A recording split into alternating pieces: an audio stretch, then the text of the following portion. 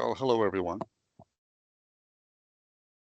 In this lecture, uh, we will look at the events that immediately preceded the adoption of the new Constitution, and we will cover the entirety of the Constitution itself. Uh, we will not be covering the amendments this time. That's going to be in a future lecture. So what we talked about last was we went over a number of the more important founding fathers and some of the events that included the Revolutionary War and the adoption of the first Constitution that the United States employed, the Articles of Confederation. We also talked about some of the weaknesses of the Articles. Um, and the fact that Alexander Hamilton and James Madison conferred with each other and set up an initial meeting in Annapolis, Maryland in 1785. Unfortunately, there wasn't enough interest in uh, that meeting, and only 5 of the 13 states showed up. So because they had no quorum to conduct business, they decided to meet again in May of 1787. In the meantime, though, something significant happened in Massachusetts, which uh, most historians agree probably was the impetus that encouraged more of the states to attend the Constitutional Convention in Philadelphia. And that was Shays' Rebellion. Now, Daniel Shays was a Revolutionary War veteran. He lived in Massachusetts. He was a farmer there. And uh, like many of the states, the economy of Massachusetts was foundering. As a result of the failing economy, interest rates were skyrocketing. So um, Daniel Shays, as a farmer, then as now, farmers frequently have to borrow money in order to finance the crops that they intend to put in. And when interest rates began skyrocketing, as I said, the only loans that you could get in Massachusetts had interest rates 30, 40, 50% interests, which made it impossible to pay back the loan. There simply was the margins were too narrow. Uh, uh, so as a result of being unable to pay back the loan, well, many farmers in Western Massachusetts were losing their farms, losing their homes. And there was a second consequence of that. At the time, if you wanted to participate in government, if you wanted to vote, you had to be a homeowner. So I'm certain that losing their home was probably their primary concern, but a secondary one would be you wouldn't be able to, you couldn't vote to make any changes in government if you wanted to. So Daniel Shays got in touch with many of his Revolutionary War compatriots, and they commenced a rebellion. Their idea was that we can stop these foreclosures because we know where the foreclosures are taking place. They are at the courthouse. So what they did was whenever they knew that the judge was in town. In those days, they didn't have judges who were full time for every county. Most judges did something called riding circuit, which means that the court would only be in session on certain days and times. And those days and times were well publicized. So Daniel Shays and his fellow rebels simply determined when the judge was going to be at the courthouse, and then they would attack the courthouse and force the judge to flee. It ended the foreclosures. But Massachusetts attempted to stop Daniel Shays, but they didn't they weren't prepared for an armed rebellion of that sort. They spoke to the neighboring states and asked for assistance in putting down the rebellion, but they're we're operating under the Articles of Confederation, and so there's no there's no central government to help Massachusetts, and the other states were having their own problems, so they declined to send any assistance to Massachusetts. So Massachusetts ultimately did manage to put down Shays' rebellion. What happened is he attacked the armory at Springfield, and the armory is where they keep the weapons, and he misjudged the level of defense that Massachusetts government would be able to muster, and he was defeated in his attempt to storm the armory. And while Daniel Shays himself escaped, most of the ringleaders were captured. They were put on trial, sentenced. They were found guilty of treason and sentenced to death. The governor of Massachusetts, John Hancock, made a show of building a set of gallows out in front of the courthouse, and marched the convicted men onto the gallows and put a noose around each of their necks. And he let all of that take place before, at the very last minute, he pardoned them. The idea was that we're not going to execute you this time, but next time we will. The effect of Shays' rebellion was striking. The other states saw that what had happened to Massachusetts could happen to them, and there was a perceived need for a more centralized form of government that could put down an armed rebellion like that fomented by Daniel Shays. So in May of 1787, we have the Second Constitutional Convention, and at that convention, it was announced by the leaders, Alexander Hamilton and James Madison, that they weren't really there to amend the Articles of Confederation.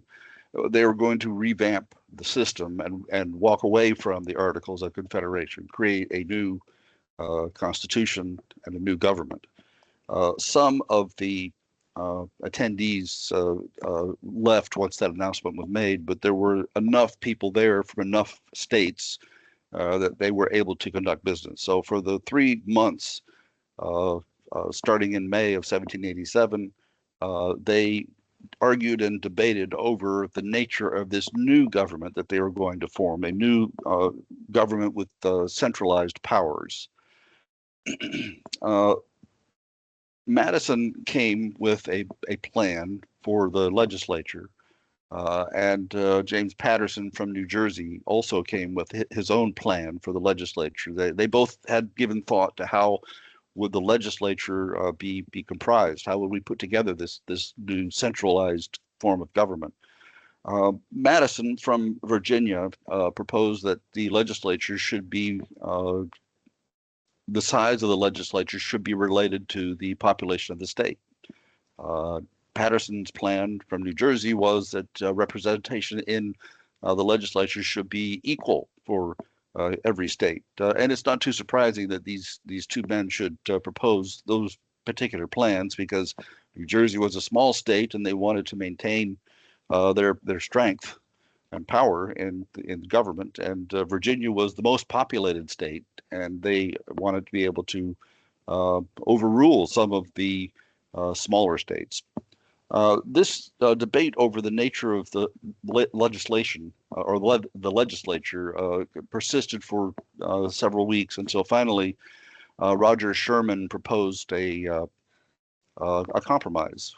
We can have the best of both worlds if we just have two chambers, a bicameral legislature. We will have a House of Representatives that is based on the population of each state, and we can have a Senate which is going to be comprised of representatives from each state having an equal vote in the Senate, So that's how we came about to have the bicameral legislature, which we presently have. What I want to do now is take a look at the Constitution, and give me just a second. Let me pull up a copy of the Constitution so that we can review it together.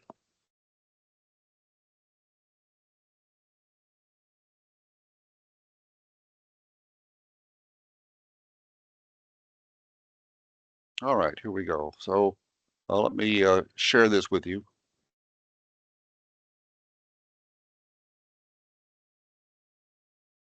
So here's the text of the United States Constitution. I look at the preamble first, and in the preamble it reads as follows. And I read this to you because I think that most people, not knowing the context and the immediate history that preceded the adoption of this Constitution, would not understand some of the language that's in the preamble. But here's what it says. We, the people of the United States, in order to form a more perfect union. That language, more perfect, it's a bit odd, but something is either perfect or is not perfect. I don't think you can have something that is more perfect, but nevertheless, there's that language is there.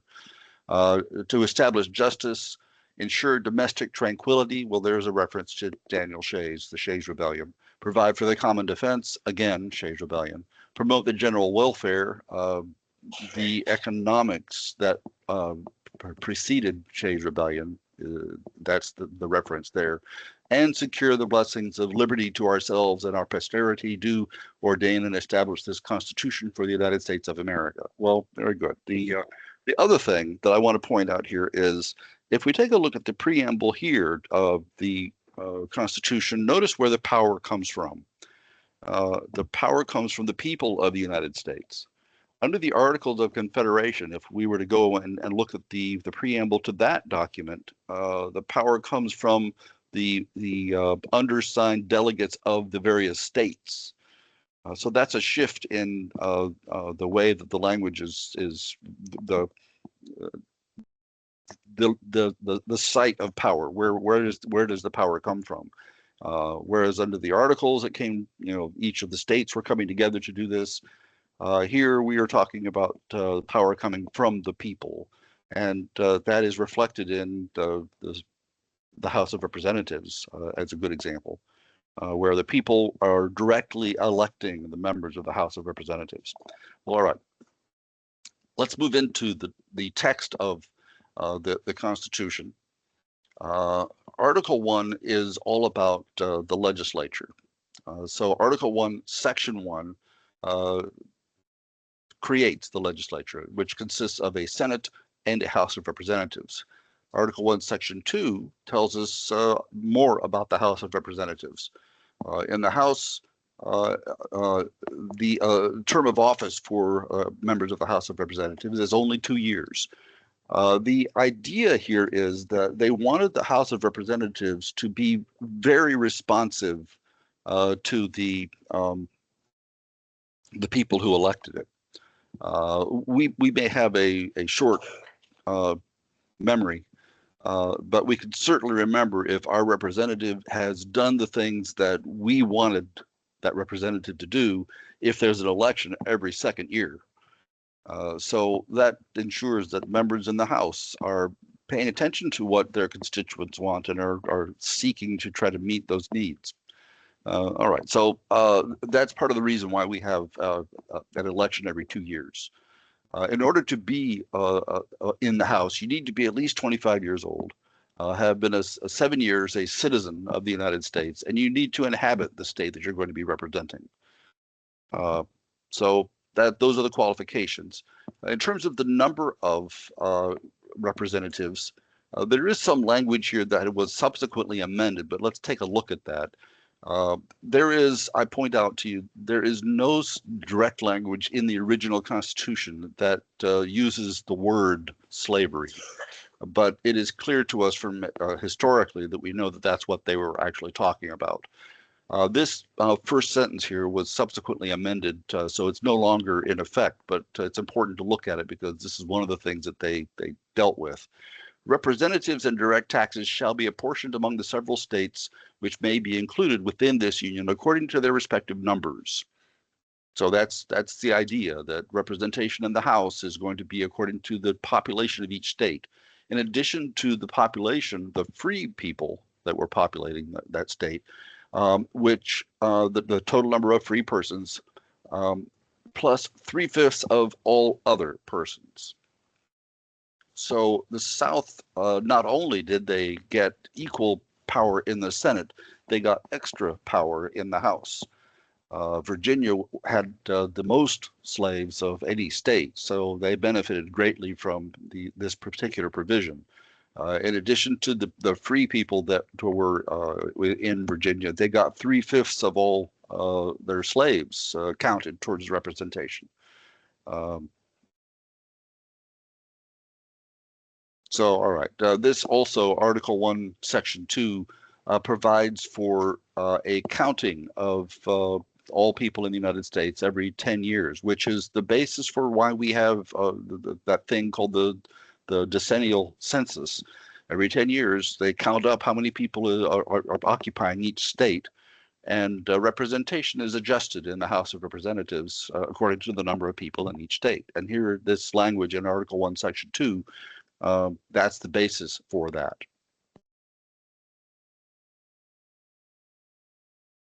Let's move on to Article 1, Section 3, which talks about the Senate.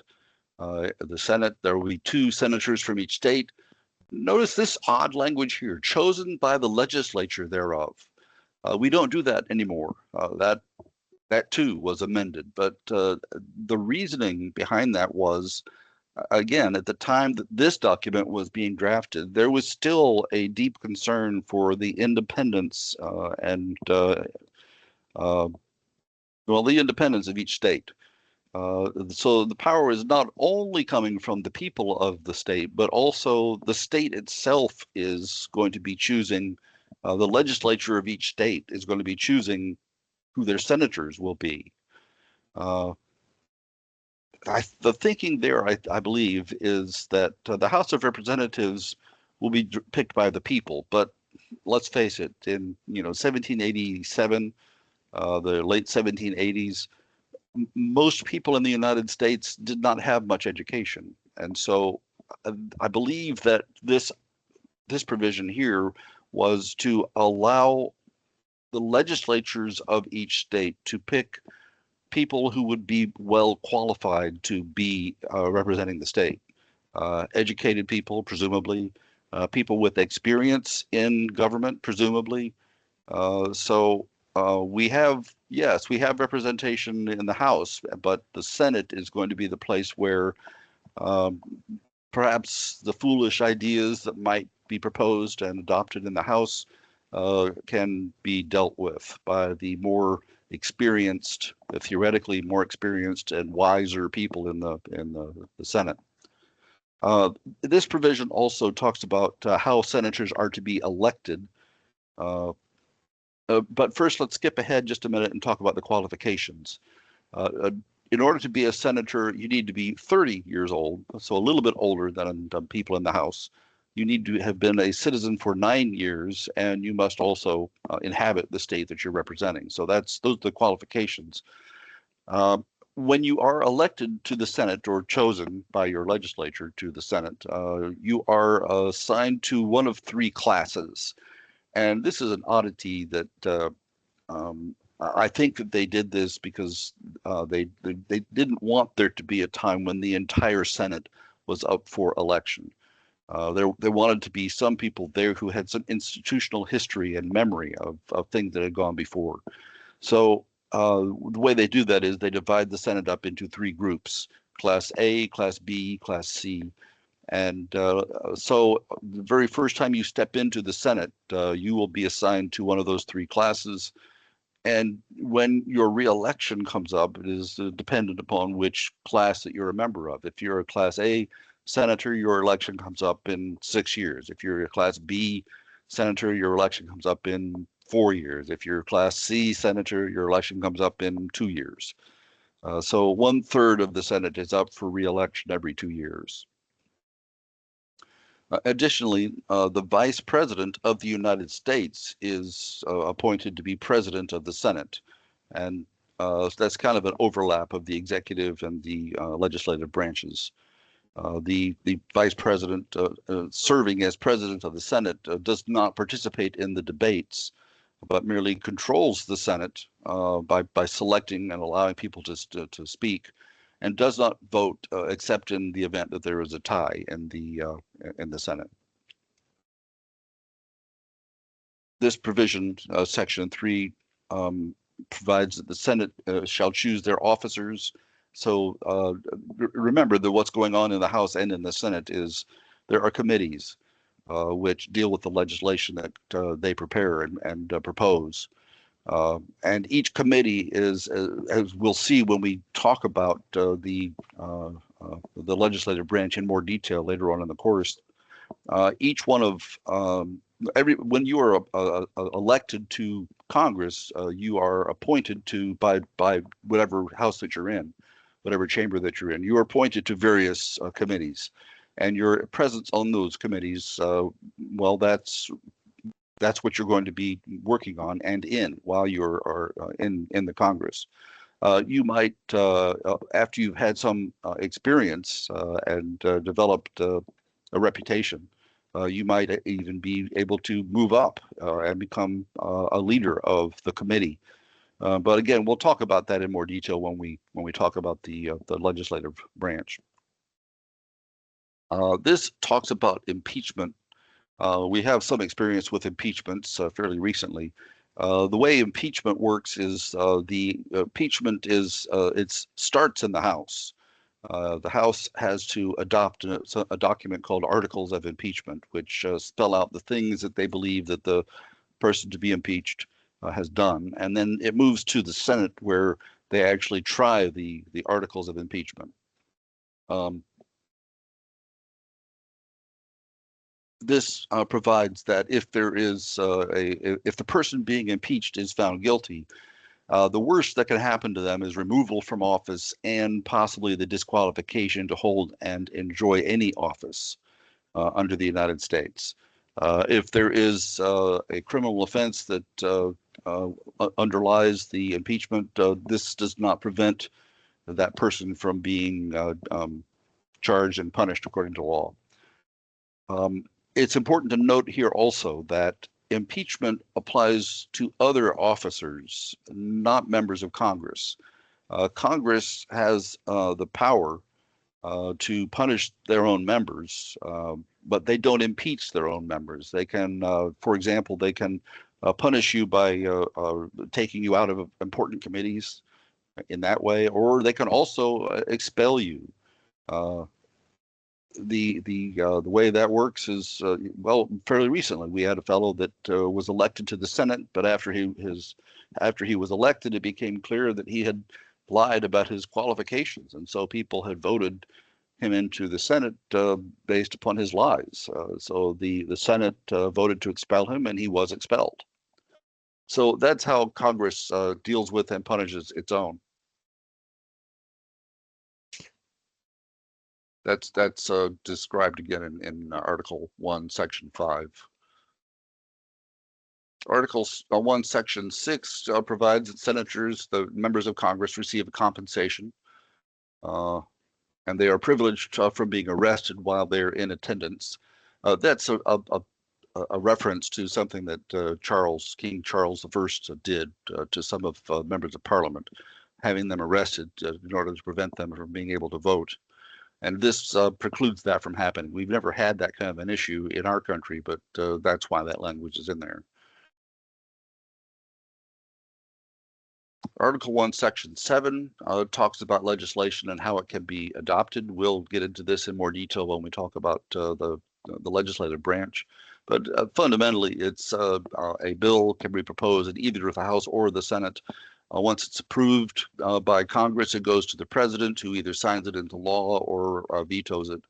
And Congress may override that veto by a vote of 2/3, and that's where we find the language supporting that procedure, Article 1, Section 7.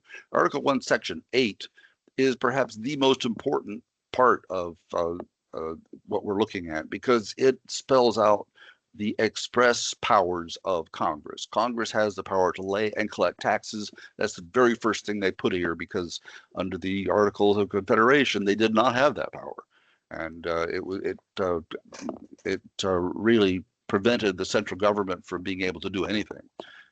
So here they have the power to lay and collect taxes, to borrow money on the credit of the United States, regulating commerce, again, very important, naturalization and immigration, as well as bankruptcies, coining money, providing punishment for counterfeiting money, post offices and post roads. It's a long, long list of things that are the express powers of Congress found here in Article 1, Section 8.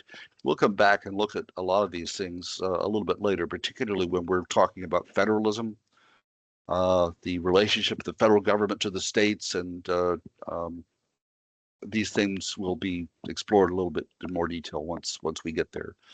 But that will be in probably 2 lectures from now. This also, an important clause here is at the very bottom of Article 1, Section 8, which provides that Congress has the power to make all laws which shall be necessary and proper for carrying into execution the foregoing powers. This is obviously the necessary and proper clause. They call it that. They also call it the elastic clause, because what this does is it gives some wiggle room to the precise language found in Article 1, Section 8. Congress may stretch the meaning of some of these things in order to justify some of the actions that it might take. And that's found at the end of Article 1, Section 8. Section 9 talks about, well, here we're talking about slavery again, which it doesn't use that word, but this is what they're talking about. There was a great concern amongst the slaveholding states that this new centralized Congress would vote to eliminate slavery. And so they managed to get this clause put in, which is that the migration or importations of such persons, slaves, shall not be prohibited by the Congress prior to 1808. So the thinking was that, and there's some justification for this, that the practice of slavery might be dying out. And so the northern states approved of this language because of that. When we talk about civil rights, we'll get into that in some more detail. But it was expensive to manage and house a slave plantation, because you have to provide for the people that are working for you, your slaves, and the kind of crops that were being harvested at that time, primarily tobacco, but some others as well, they weren't lucrative enough to justify it, the continuance of slavery. So we'll get into that in some detail when we talk about civil rights, but that's what this clause is about. Next, we have the privilege of the writ of habeas corpus shall not be suspended except in cases of rebellion. The writ of habeas corpus, we talked about that briefly when we were looking at the Magna Carta, but that's basically if you are arrested and you feel that your being held in jail is unjustified, you can file a petition for writ of habeas corpus, which requires a judge somewhere to check on your status. Why are you being locked up? And habeas corpus, loosely translated, means why have you got my body locked up? So that's what that is. And the privilege of the writ of habeas corpus cannot be suspended except in cases of rebellion. And Abraham Lincoln famously did suspend the writ of habeas corpus during the Civil War in the 1860s. So, all right, that's all of that I want to cover. Article 1, Section 10 talks about what powers are denied to the states. States are not allowed to enter into any treaty. They can't coin their own money. They can't impose duties on imports or exports. All of that has to be solely conducted by the federal government. no. So these are Article 1, Section 10 just covers the things the states are not permitted to do. These things are strictly for the federal government to manage. So that's Article 1, and that's the extent of Article 1 covers the legislature and its powers, and limiting what powers that the states have. Article 2 is the executive branch. So we now move to the office of the presidency. And this, if you will take a note here, Article 1 has 10 different sections and it's fairly lengthy. When we get into the executive branch, it's pretty short because they gave quite a bit of thought to how the legislature should function. And they were able to express the things that the executive branch should do in fewer words. The president has a term of office of 4 years. Both the president and vice president, 4-year terms. Under the original Constitution, there was no provision that limited the president to any particular number of times when the president could be elected or reelected. That was not until Franklin Roosevelt served 4 terms as president during the Great Depression and World War II. But at this time, George Washington served, as you know, as our first president, and he only served 2 terms, and then he retired. And that set the precedent for only holding 2 terms, but there was no provision that limited a president to only 2 terms up until Franklin Roosevelt did just that. This also provides for the Electoral College, which most people don't even know what that is. The term college in this context really just means a group or a meeting of people. Similar to you sometimes may hear about the College of Cardinals. It doesn't mean that they're actually going to school. It just means that this is a collection of a number of people who serve a particular function. And what this does is each state is to provide a manner for creating the electors for that state. And the number of electors each state gets is the number of senators plus the number of representatives that each state has.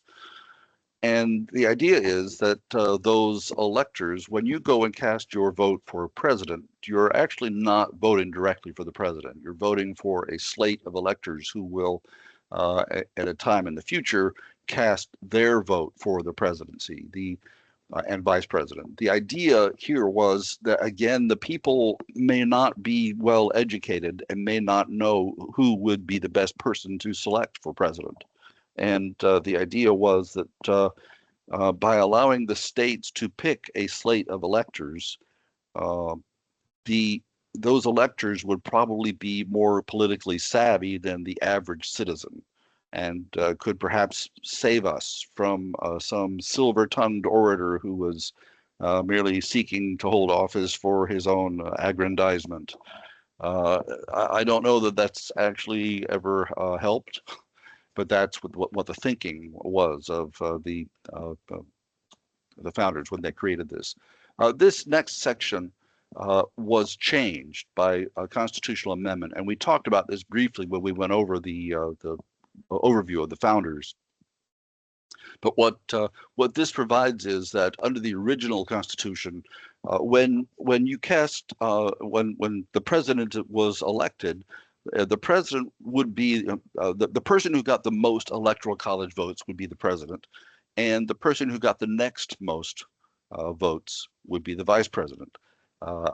How in the world they thought that was going to work, I can't imagine, but perhaps they were thinking that the person that was going to be president or vice president might be someone who actually kind of doesn't really want to hold that office and is only willing to do it reluctantly, not grasping for power, but reluctantly.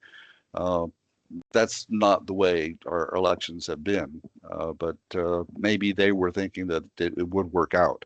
As you know, we talked about this in the last lecture.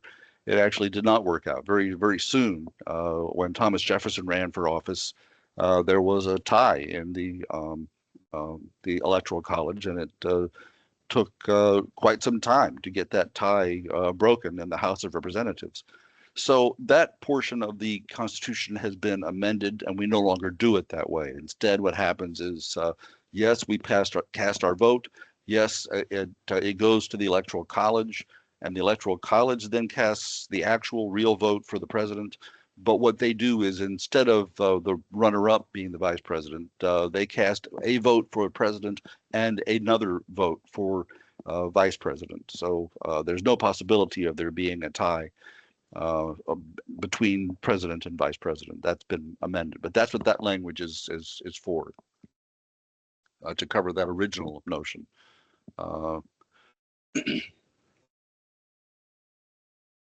The qualifications of president are provided here. The president needs to be 35 years, so older than the House and older than the Senate. That you have to have been a resident of the United States 14 years, and you must be a natural born citizen. So that's the qualifications to be president. The president is entitled to be compensated for his work as president. Here is the oath of office found in Article 2, Section 1. Now we move to Article 2, Section 2, which talks about the powers of the president. The president is commander-in-chief of the military, the Army and Navy, and the militia of the several states. The president has the power to enter into treaties which must be ratified by the Senate, by 2/3 of the Senate.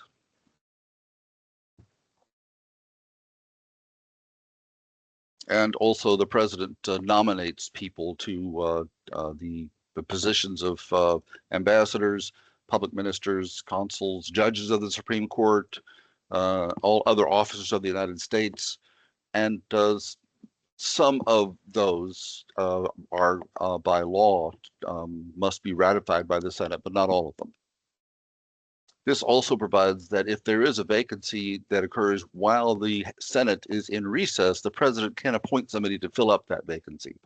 But in practice, if the president actually does that, it probably is an indication that the president is not working well with the Senate, because I think that the Senate would probably not view this with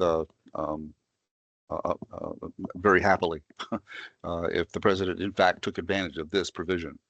Article 2, Section 3 provides that the president shall give from time to time Congress about the state information about the state of the union,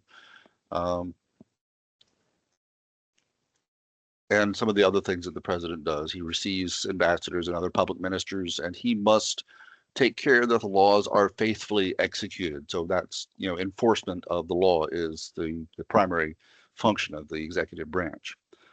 Finally, Section 4 of Article 2 talks about impeachment of the president and vice president, and all civil officers of the United States can be removed upon impeachment for and conviction of treason, bribery, or other high crimes and misdemeanors. High crimes typically are thought of as being felonies.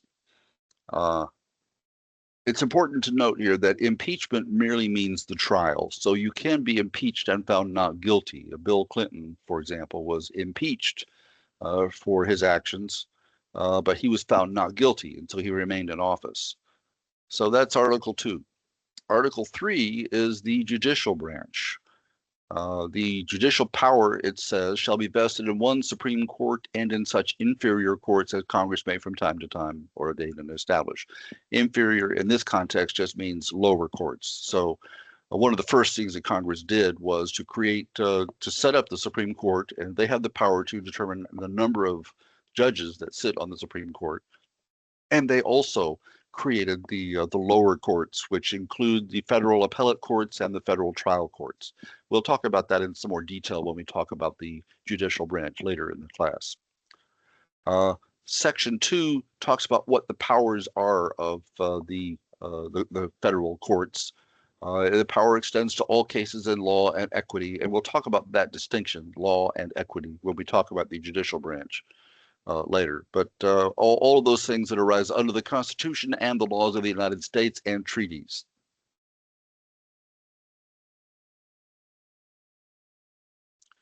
This second paragraph talks about the jurisdiction of the Supreme Court, which that might not be a term you're terribly familiar with. Jurisdiction just means what kinds of cases that a court may hear. original jurisdiction means that that's the place where you would start your lawsuit, or where your prosecution for as a criminal might commence. And it's rather odd for us to think of anybody wanting to start their trial with in the U.S. Supreme Court, but this does provide that there are some circumstances when you go directly to the Supreme Court. Generally, however, the Supreme Court has appellate jurisdiction, which really means that it's a reviewing court that looks at things that the lower courts have done. Section 3 of Article 3 gives us a definition of treasonous. This is the only crime that is defined in the Constitution. So there's the terminology of what it is to commit treason and the effects of treason. This language here is a little bit odd and not familiar to most of us, but it says here that if you are convicted as a traitor, the effect of that is does not work corruption of blood, and the forfeiture occurs only during the life of the person being convicted of treason. So what that means is, in the olden days, if you were a traitor or found to be guilty of treason, some countries would brand you and all of your descendants as a traitor, which could affect your ability to own property and do anything, including all of your descendants. And this limits that by if you are found to be a traitor, that the punishment only affects you, not your family, not your children, not your descendants. Next, we're in Article 4, and we're almost through. But let's take a look at Article 4. Article 4 says that full faith and credit shall be given in each state. So if you get married in a different state or divorced in a different state, all of the states must recognize that official act.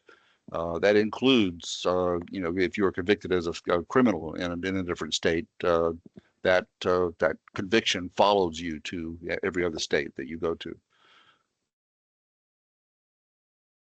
Section 2 provides that Article 4, Section 2 provides that we are all entitled to the privileges and immunities of citizens in the several states. We get, all of us treated, are entitled to all of those. We don't yet get language that says that all citizens are to be treated equally. That doesn't occur until the 14th Amendment. But Article 4, Section 2 provides that if you are charged with a crime and you flee, this gives the state the authority to have you extradited from that other state, so to bring you back to the state where you committed the offense to be tried. This also provides that, again, we're not talking about slaves, but I mean, the word slave is not used, but that's what they mean. No person held to service or labor in one state can escape to another state, but upon demand, you can have your slave returned to you. Obviously, this part was amended also by the abolishment of slavery during the Civil War amendments. Article 4, Section 3 talks about how new states can be admitted. New states may be admitted by Congress into the Union. No new state shall be formed or erected within the jurisdiction of any other state. And I have jokingly many times suggested that because of this language, West Virginia is therefore not constitutional. The reason for that is why we have West Virginia is during the Civil War, Virginia decided to secede or attempt to secede from the Union. And the area known as West Virginia objected to that. And so West Virginia was formed out of the entirety of the state of Virginia. That portion just got lopped off and became West Virginia, which to my view is a violation of Article 4, Section 3.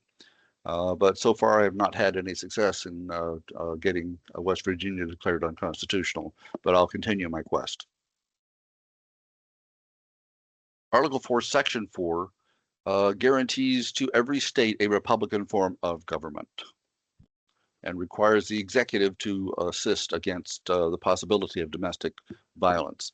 By that, they mean an uprising, not domestic violence in the way that we view it now as being, between husband and wife. Article 5 talks about the possibility of amending the Constitution. and the mechanisms for doing that. All the amendments, and again, we'll talk about those in a subsequent lecture, but all the amendments to the Constitution have only used one of the two available mechanisms. Congress may propose amendments, or if enough states call for a constitutional convention, the states can have their own constitutional convention for proposing amendments. But there has never been a state constitutional convention. It would be a little bit frightening if that were to take place, because the people would then take it upon themselves to figure out how to amend the Constitution. And I think the legislature would be terrified of that. But the way that all the amendments have been done is they have all been proposed in the U.S. Congress, and 2/3 of both houses must adopt the proposed amendment. And then once that step one has occurred, it proceeds to step two, which means that 3/4 of all states have to approve of the new constitutional amendment. And again, there's some language that's been removed, which talks about there can be no amendment prior to 1808, which affects slavery.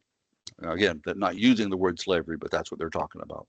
Article 6 is a fairly important article, which is the Supremacy Clause. The Constitution and the laws of the United States shall be the supreme law of the land, and the judges in every state shall be bound thereby. So if the Congress passes a law, the states must comply with that law. Article 7, and this means that we're done. Ratification of the conventions of 9 states shall be sufficient for the establishment of this Constitution. So if you remember reading the Articles of Confederation, required unanimity of the states to amend that document. The way we get around that is that we abandon that document. And under this new Constitution, ratification by conventions of 9 states was sufficient to ratify and adopt the new Constitution. So that was done, and we have reviewed the entirety of the Constitution. So you have congratulations. We have looked at the entire of the original Constitution, which I suspect is more than many of our elected officials have done. I thank you for your time and attention, and the next time that we meet, we will be talking about the Bill of Rights, and we may have time to go over all 27 of the amendments, but we'll see how that works out when we get there. Thank you, and we will talk to you later.